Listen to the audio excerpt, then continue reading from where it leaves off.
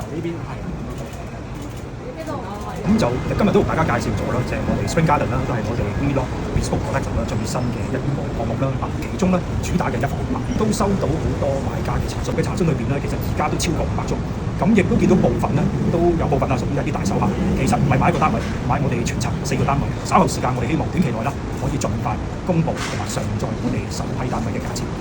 咁所以咧，我哋 Spring Garden 嘅設計靈感咧，都係源自 Notting Hill 啦，糅合咗一個英式優雅同埋時尚格調啦，同埋咧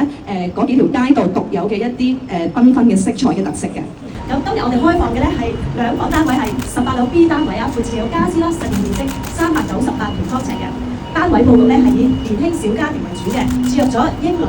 時尚奢華嘅設計啦，亦都頭先阿 Jane 講咗啦，我哋呼應咗倫敦豪宅區Notting Hill嘅獨特色彩啦。我哋亦都好特別啦，不設玄關位嘅，客飯廳咧有5.5米，間隔方正實用。另外，我哋仲喺個示範單位裏面加入咗啲藝術品啦，綠色嘅植物作為點綴，歡迎翻我哋灣仔多元文化嘅藝術品嚟嘅。今日咧，我哋呢一個裝修嘅示範單位咧就係18樓 C 室啦。咁而家大家喺電視度見到個 floor plan 啦，咁咧其實咧就係278尺啦。咁大家可以見到係淡淡肉啊，咁個間隔咧係好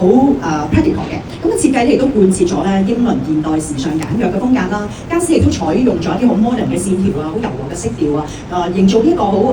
靜觸帶活力嘅氛圍啦。咁同樣呢個則咧都係不設玄關啦，咁同埋咧以一個開放式廚房嘅設計啦，咁